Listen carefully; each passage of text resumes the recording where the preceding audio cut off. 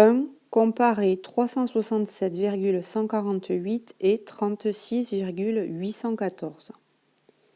Pour comparer ces deux nombres, je vais commencer par regarder la partie entière de ces deux nombres. Donc dans le premier nombre, c'est 367, dans le second nombre, c'est 36. On sait que 367 est supérieur à 36, donc 367,148 sera supérieur à 36,814. Pour savoir dans quel sens mettre le signe, je me souviens que ce signe ressemble à une bouche. Donc on peut imaginer un Pac-Man. Le Pac-Man est gourmand, il mange le plus grand. Ici, le plus grand se situe à gauche, donc on tourne le signe vers la gauche. 2. Comparer 205,102 et 205,9. Comme à la question 1, je commence par regarder la partie entière de chaque nombre.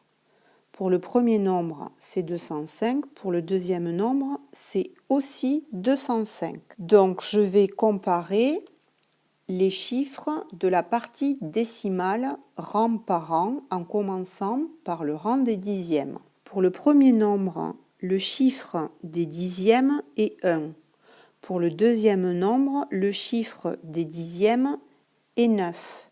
9 est supérieur à 1, donc 205,9 sera supérieur à 205,102. Là encore, je pense à ma bouche de Pac-Man qui va manger le plus grand. Le plus grand se situe à droite, donc je tourne la bouche vers la droite. 3. Ranger les nombres suivants dans l'ordre décroissant. L'ordre décroissant est du plus grand au plus petit, puisque quand on est en pleine croissance, on grandit, donc on devient plus grand. Ici, c'est le contraire. Décroissant, ça va devenir plus petit. Pour commencer, je vais regarder la partie entière de chaque nombre. Nous avons 13, 12, 13, 13, 15, 13, 13 et 12. Nous pouvons d'ores et déjà dire que le 15, c'est le plus grand nombre. On peut donc écrire 15,5 puisque ce sera le plus grand nombre. Je barre le nombre que j'ai déjà placé.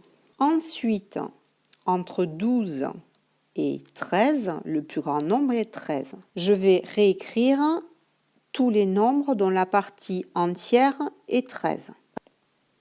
Puisqu'ils ont la même partie entière, je commence par comparer le chiffre des dixièmes. Ici, nous avons 7, ici 1, ici 0, ici 0. Le dernier nombre, il n'y a pas de partie décimale, on peut rajouter un 0 inutile. Parmi ces 4 nombres, le plus grand nombre, c'est 13,7. Je le place à la suite de mon classement. Après le 7, il y a le 1, qui est le plus grand nombre. Ensuite, je n'ai que des zéros. Je passe donc au chiffre des centièmes. Ici, c'est 3. Ici, c'est 7. Ici, il n'y a rien, donc c'est un 0. Le plus grand nombre parmi ces trois nombres est 13,07. Puis, c'est 13,035. Et enfin, 13. Il me reste deux nombres à classer, dont la partie entière est 12. Je regarde le chiffre des dixièmes. Ici, c'est 0.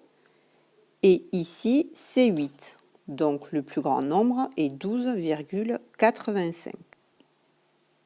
Il ne me reste plus que 12,085. Lorsque je range des nombres dans l'ordre croissant ou décroissant, je n'oublie pas d'utiliser le signe supérieur ou inférieur.